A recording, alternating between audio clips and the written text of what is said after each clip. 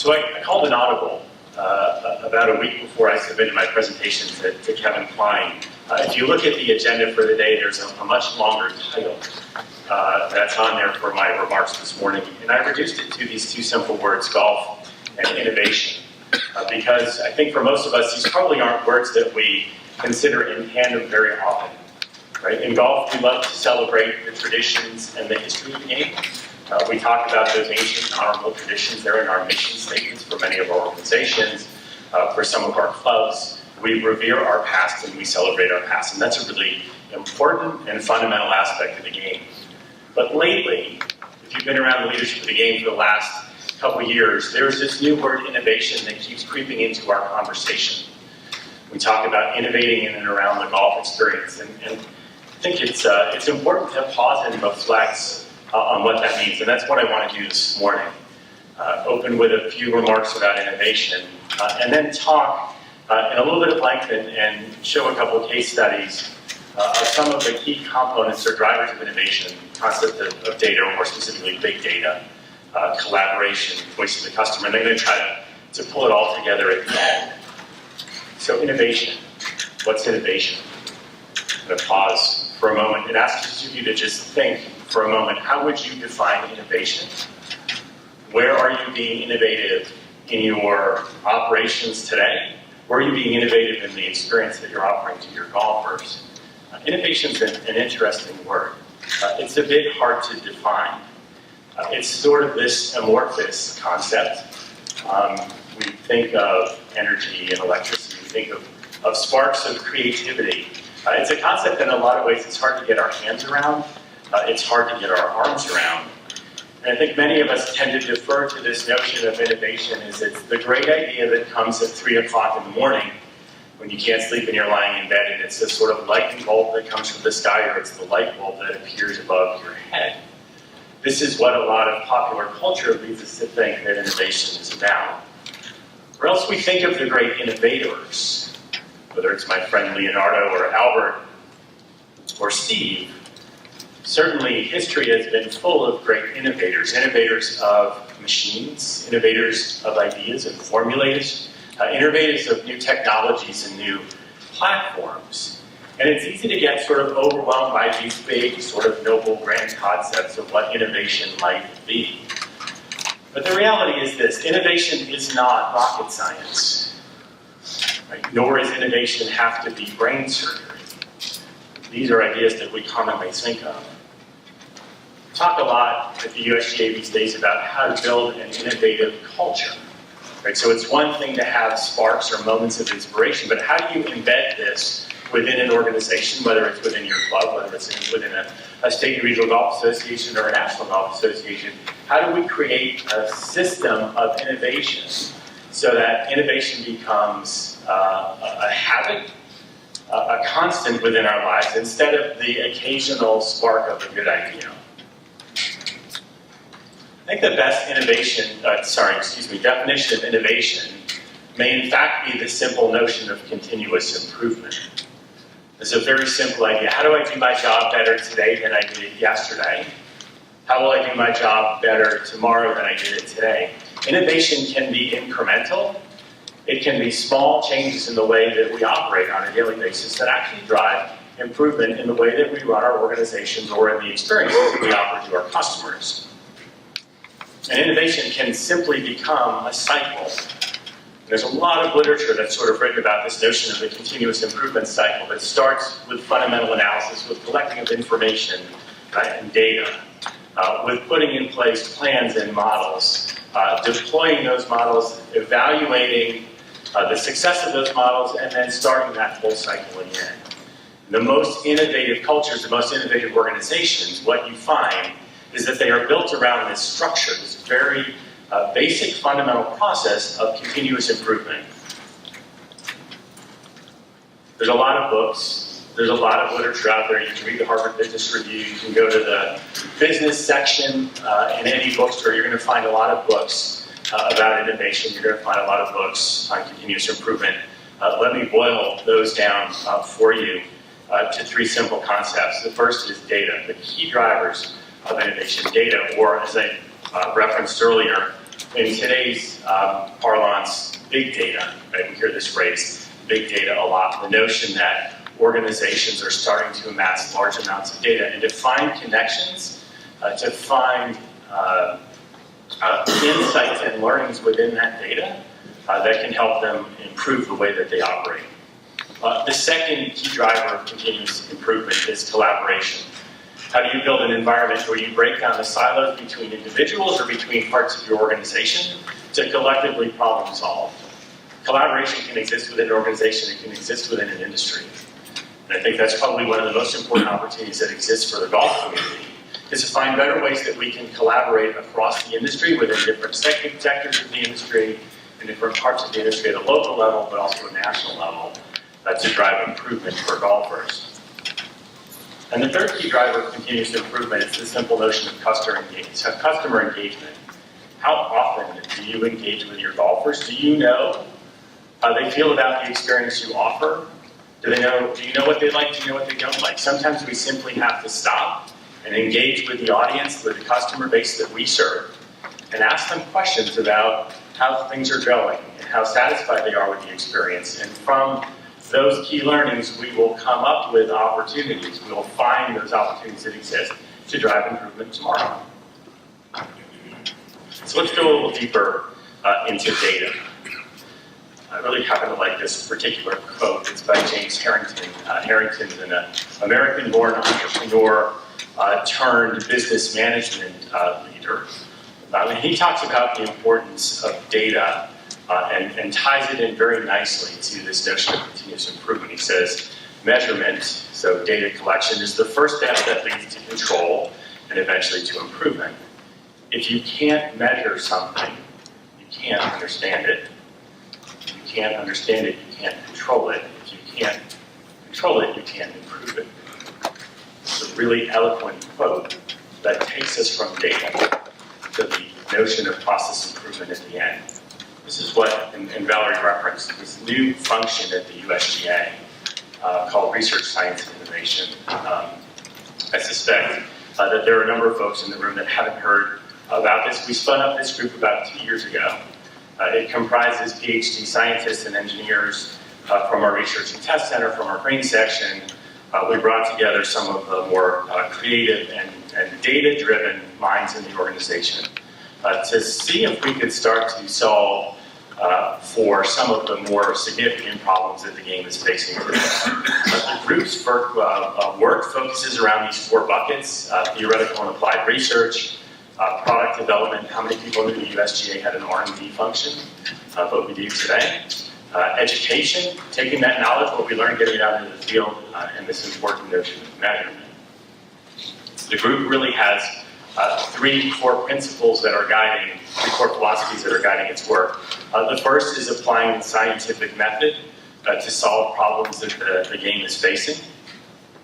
Second, very importantly, management by fact rather than by anecdote. The game has been around for 600 years.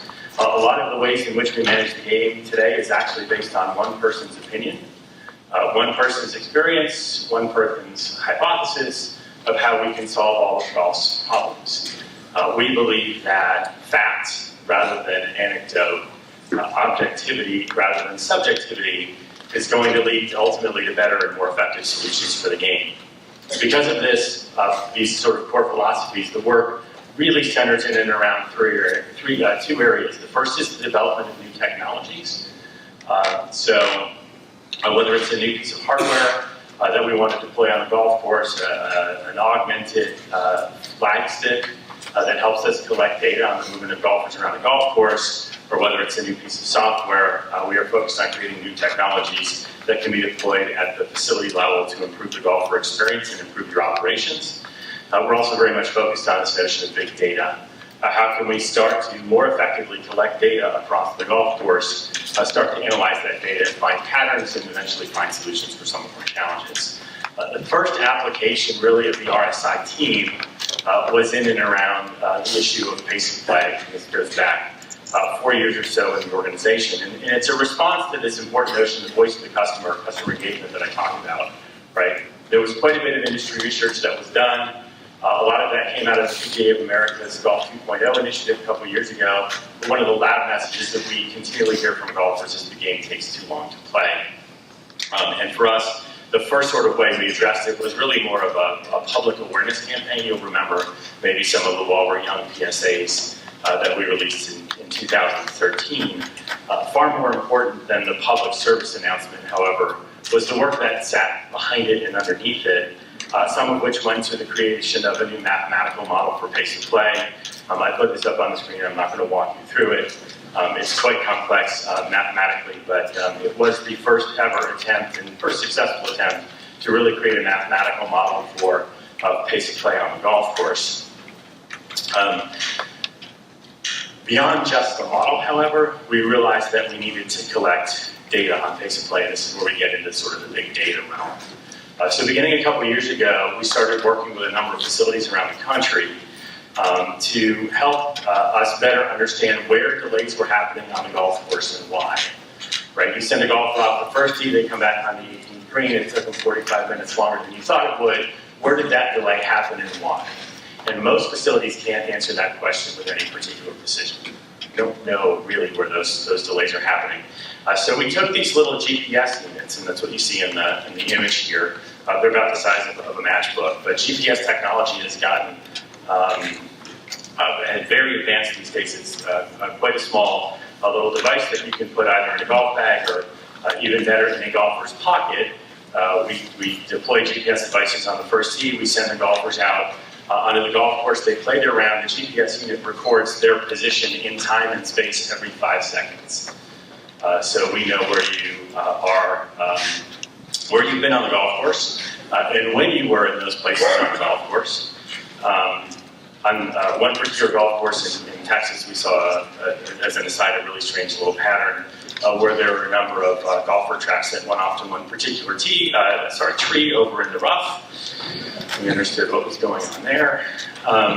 But what's interesting is, so when it comes back, we can download this data and create a track on a golf course. So we take a satellite image of the golf course, we download the GPS data, and now we can see the track of every single golfer over the course of a day. And if you do this over the course of a day, or a course of a week, or even better, 2 weeks, you really start to understand the movement of golfers around your property. You start to see where those delays are happening. But something completely unexpected happened in the course of this research, and this is the value of big data. Right? As we started to look at and analyze these tracks on the golf course, we noticed something really interesting. We noticed that there were areas, and these are these zones that are sort of outlined in red.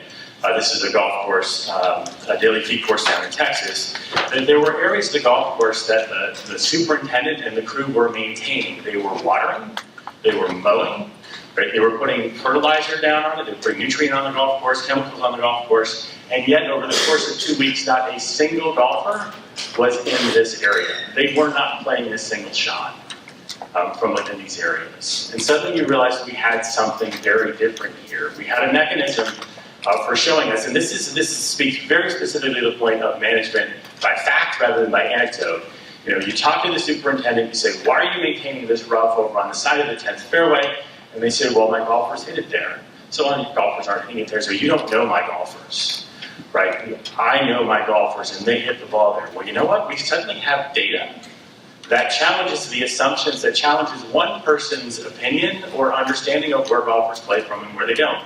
On the average golf course, by going through a process like this, we can take 8 to 10 acres of maintained and irrigated rough out of play because your golfers are not playing from it. Large amounts of data show us how we can reduce costs, reduce expenses, or reallocate those expenses to the areas of the golf course where the golfer is, in fact, playing from more frequently.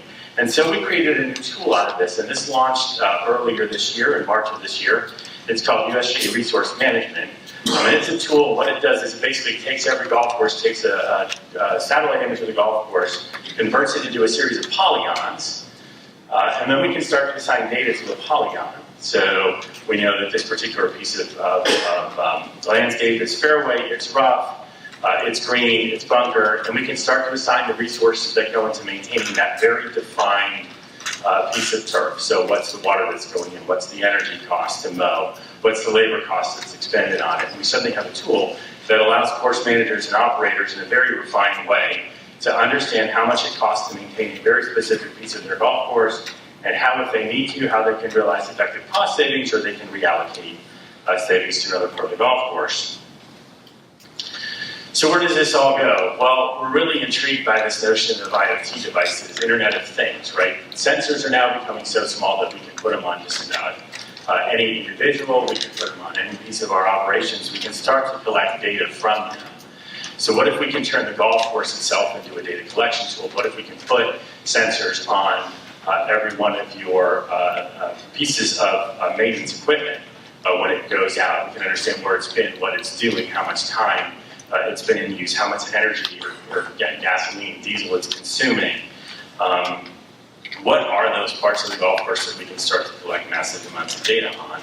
And then, very importantly, once we start to amass data, we can actually set up a benchmarking program. And this is probably this is where the future is right now. So facilities that are on the leading edge of this are starting to collect large amounts of data, and they're starting to share it. This is where we get into this important notion of collaboration, sharing data, so you can understand how the facility down the road is actually doing in relation to your particular operation. So this is sort of where the RSI team is sort of pointing in the future. I want to bridge from data to the next topic, which is collaboration. So something completely different. And by collaboration, I don't, in this particular segment necessarily, I'm not going to talk about Air Force pilots flying in formation. I actually am going to talk about Lockheed Martin, which is probably something you're not going to expect to see in the traditional golf industry presentation. But I want to talk about Lockheed Martin, specifically their Missile and Fire Control division. Lockheed's Missile and Fire Control makes much of the advanced weaponry systems that are used by the U.S. military, whether they're surface-to-air missiles, whether it's the guns that our fighters on the ground are using, whether it's Air Force aircraft that are up in the air. Lockheed is a treasured and celebrated American brand. It's a multinational corporation and really the leader in the aerospace and defense industry today. If you go back 6 or 7 years ago, Lockheed had some really significant challenges in and around its missile and fire control operations. It will come as no surprise to most of you as American taxpayers who've all heard the stories of the $500 hammers, that there were significant cost overruns in Lockheed's operations. They were delivering on most of their contracts late to the U.S. military and to other commercial clients. And really, they had problems with quality control. And when you're talking about national defense, poor quality control really is a life and death issue. When the American soldiers on the front line, they can't have that weapon seize up on them and not operate. What did this lead to? Well, a lot of mistrust by the armed services. Their clients started to have significant questions about their ability to deliver quality products on time and on budget. There was certainly a growing negative perception among U.S. taxpayers. And if you really go down to the sort of ultimate level, it enhanced some of the most critical threats to our national security. So what did Lockheed do? Well, they really did a root cause analysis. They were trying to understand more fully where these problems were coming from. They started listening to their customers. They started talking to the U.S. military to understand where the needs were, where the challenges were, where the problems were with their products. They started to collect and amass a significant amount of data on their operations, to use data as a way to try to drive improvement in those operations on a daily basis. And they really started to scrutinize their supply chain, and this is where they sort of found some key learnings, was really in their supply chain. So what did they do? Well, their solution really was to reimagine the ecosystem in which they operated, not as a group of competing organizations. So Lockheed is not the only one that operates in this space. Raytheon, Honeywell, Boeing, Orbital Sciences, there's a number of significant defense contractors. And what they realized is that every single one of those organizations was actually, if you went down their supply chains, they were competing with one another for the products, for the whether they were devices, whether they were materials, whatever it was that they needed to build their products, they were actually competing with their competitors for those same issues. This was fundamentally a supply chain problem. And they got together with those competitors and they said, look, what if we collaborated on these set of issues that we're having, on the poor quality products that we're getting from our supply chain, on the over-cost products that we're getting on the supply chain, on the late products we're getting from our supply chain. What if we actually collaborated and worked together to improve the quality, on-time delivery, and service within their supply chain? And it was a sort of novel notion to convert your competitor, who you're constantly, right, doing battle against in the business world, convert that competitor to, in fact, a partner and a collaborator to improve the supply chain, to improve ultimately their results. So what happened? In about 3 years, Lockheed managed to significantly lower their cost. They improved significantly on-time delivery of their product. They improved the quality of their products. They were recognized nationally. This is the U.S. Department of Commerce annual awards for the best organizations, best corporations in America, the Malcolm Baldrige Awards. They were winner of the Malcolm Baldrige Quality Award in 2012. More importantly, for their shareholders, stock price has gone up 500% since they implemented these changes, and they've managed to double their delivery. So some pretty impressive results. Voice of the customer. So let's go back to this notion of the importance of measuring again for a moment. And this time this is a quote from Peter Drucker. Drucker's an Austrian-born business sort of theorist, migrated to the US, and he's really the author and founder of many of the sort of core principles of business management that we use today. Drucker wrote, what gets measured gets managed, and if you can't measure it, you can't improve it. So what do we want to measure? Well, in a lot of instances, a lot of industries are very focused on the sort of softer side of business metrics. Like industry corporations have long had intellectual control over those hardcore business principles like revenue, throughput. They know what their sales numbers are, but they don't often have softer sort of metrics, which is how do consumers actually feel about my products.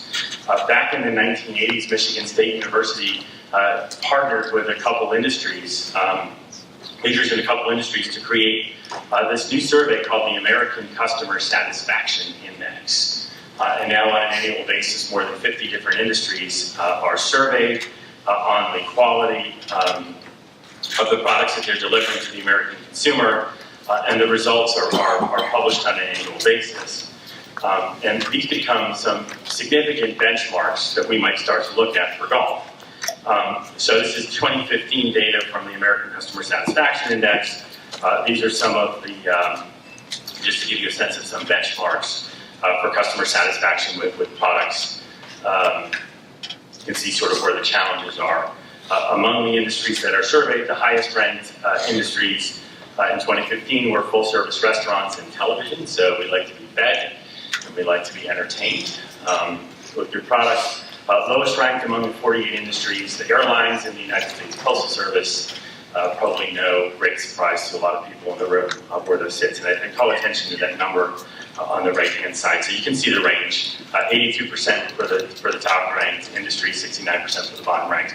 This is what this number represents is a standardized question.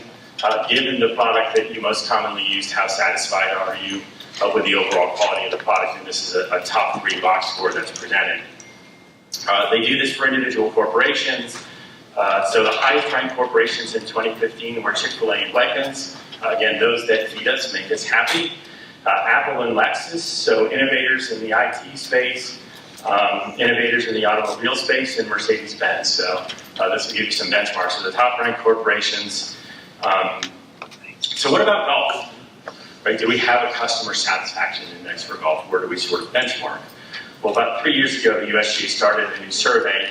Every year we go out to 2,100 golfers. This is what am I trying to get at?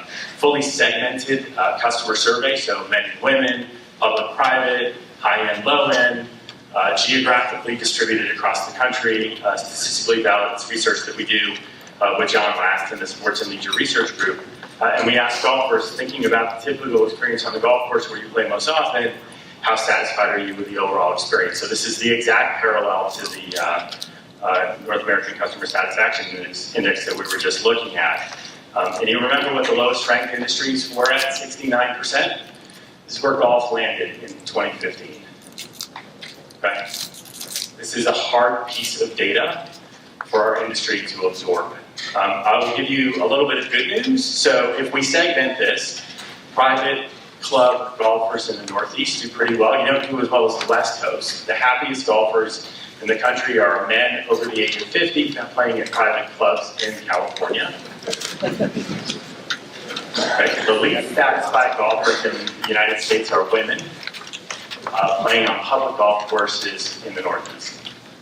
And that's down in the 40s, 40, 41%, somewhere in those very low numbers. So public clubs score higher private clubs score higher than public golf courses. Probably no surprise there, but really important for our industry to understand that the quality of the product and services that we're delivering to customers, that there is significant room for improvement.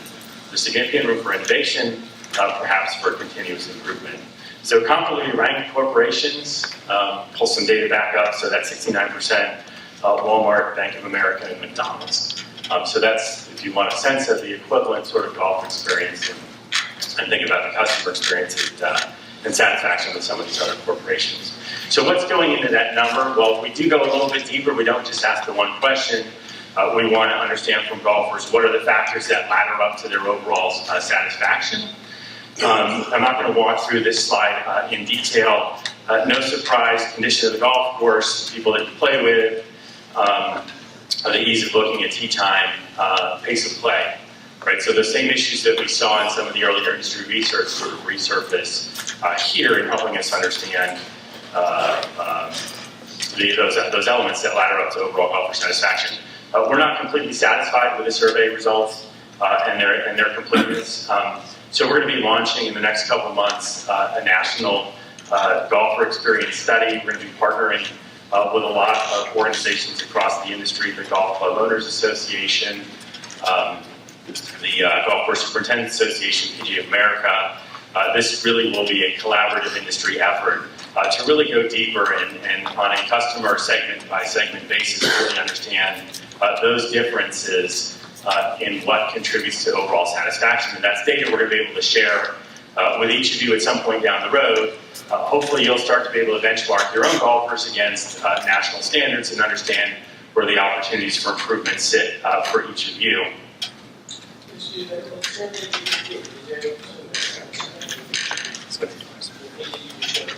Yep.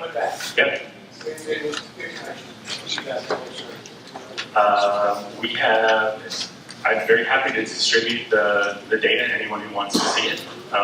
We haven't published it yet because we're not satisfied with 2,100 golfers. Yep, but it's a start. It's a good place to start, and we'd like to go a little deeper. So this is sort of the next round of research that we're getting into. But very happy to share what we have so far. We just got the 2017 data in, and we're seeing over the last 3 years a slight uptick in satisfaction, which is good news for the industry, but certainly doesn't put us in a place, I think, where we'd all want to be. So let me go back to Lockheed Martin for a moment, because I think that little diversion in the middle, someone may be wondering, sort of like, how is this relevant to golf? And let's talk for a moment about the sort of 3 key issues that Lockheed Martin was dealing with. The first was product delays. What do golfers tell us? Golf takes too long to play. Lockheed's second major issue were cost overruns. What do we hear from customers? Golf costs too much. It's too expensive. What was Lockheed ultimately dealing with? Dissatisfaction with their product from their consumers, from their buyers. And we hear that a lot from golfers, especially beginning golfers and new golfers. Golf simply isn't welcoming enough. So in a lot of ways, the 3 fundamental issues that Lockheed was trying to solve for are 3 fundamental issues that our industry needs to solve for as well. And there are probably some opportunities here. There are some takeaways, things that we can start to think of. The first question I would ask is, how well do you know your customer? Some of you may be doing this on a regular basis, but are you on a quarterly or monthly or even annual basis, surveying your members on how satisfied they are with the experience that you're offering. And that can be the experience on the golf course, it could be the experience in the clubhouse. We are focused primarily as a golf association of what's going on out on the golf course. How much data do you have from your members on the quality of the golf experience when they go out to the land every day? And you can conduct a satisfaction survey. There are very basic, simple tools. SurveyMonkey is just one of them, free and readily accessible. That makes it very easy to send a survey out every time your members even play. And there are facilities that are starting to do that survey every time people play. Do you know your data and do you share your data? And are you able to benchmark against your peers? This, as I mentioned, is probably where the future is going for golf course management and a lot of golf course operations. The ability to understand, for example, are you using twice as much water as the golf course down the road? We all know how expensive water is becoming. What is your pace of play? Can you benchmark that against your peers? A lot of us think of the facility down the road as a competitor.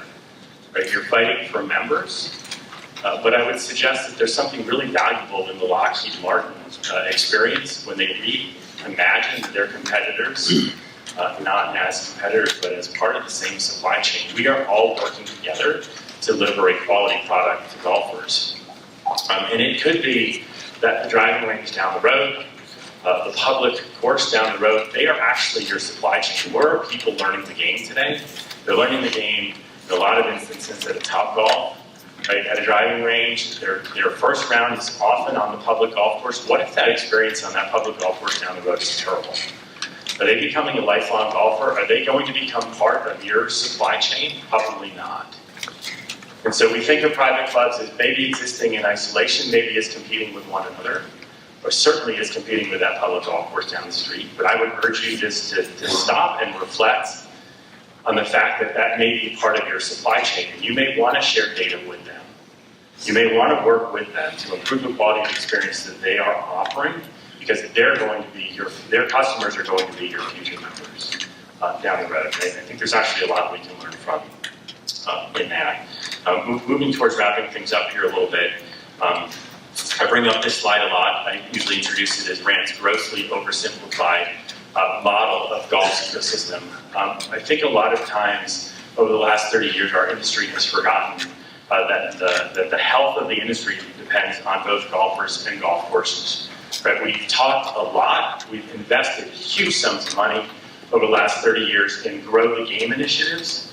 For most people, that means how do we get more golfers, right? We focused on the left side of of this particular model and said we need to get more people into the game, right? We need to build on-ramps, and so we invested in the first team. We invested in junior golf programs, and we invested in Get Golf Ready. We invested in all these programs to bring people into the game. And we forgot about what's going on the right-hand side, which is the golf courses that actually deliver the products are going to determine whether or not that golfer we bring into the game stays in the game.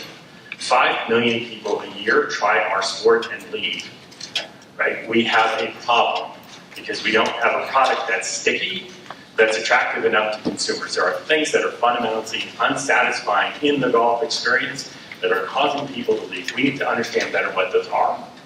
And we need to be working better together, sharing data, sharing information about how we can drive improvement. That's how we're ultimately going to build a stronger game in this country. It's not just bringing people into the game, but it's making sure those people we bring into the game have a great experience. I'm going to leave you with a quote from Charles Darwin. Survival of the fittest, right? Most of us summarize Darwin in a very sort of simple way, his notion of evolution, but in fact, Darwin said something very different.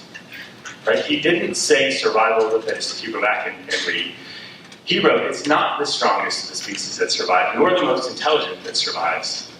It's the ones that are most adaptable to change. And this is fundamentally what we're talking about, continuous improvement, changing the way we operate on a daily basis, on a weekly basis, on a monthly basis to create a better product that ultimately is going to help us create a greater game. Let me just thank all of you once again for the passion, the purpose that you bring to your work on a daily basis. We collectively, whether we work for the USGA or the Net or the National Club Association. Thank you, Henry. I'm like looking at you and going, club managers. No, that's not it. Whatever part of the industry we work in, right, we share this collective mission and purpose, which is to elevate the game, to create a stronger game, to create a stronger future for golf. And I think there are some valuable ways that we can do that. So I'll wrap up my remarks there. Thank you again for your time and invitation this morning. I'm happy to answer questions or entertain comments.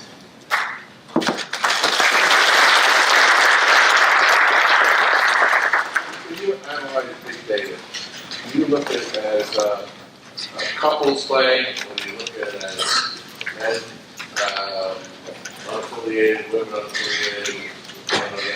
It seems to me that the whole section of people who are single, men and women, who aren't solicited by girls. I think that's a really good point. So I'm going to tackle the first part of your question just for a moment. And you sort of started with when you look at big data. So the best way to actually look at big data is not to go in with a question. So we're not asking a question that we're trying to get an answer to. We're collecting large amounts of data, and we're using computer algorithms to actually find patterns within that data that we didn't even know existed. Right? So there could be something very important in your question. But we as researchers may not be able to frame that question properly to get the right answer out of it. So we let the data speak for itself. And once you start to amass that this is what's happening in all parts of our lives, the data that's being collected through our mobile phones, the data that's being collected through our devices, right, through all those places where there is now a data collection device embedded and something you touch on a daily basis, all of that is going into massive databases where computers are just churning on this data and finding patterns that we didn't know existed. So to your second point, yes, I think it's a really important point. For as much as the industry, and it's important, there's certainly a customer segment where family matters, where couples golf matters, but that individual golfer is certainly continues to remain a really important part of the ecosystem. We need to understand what motivates and drives them as consumers to make the decision to play golf and to stay in the game, and we can make sure that we're optimizing that experience for them. Yes? So I have two widely divergent questions. One is, when you're collecting data on golfers, in an era where hackers are building profiles on all of us, how much emphasis do you place on security of the individual who collected that data? And then my second question is unrelated.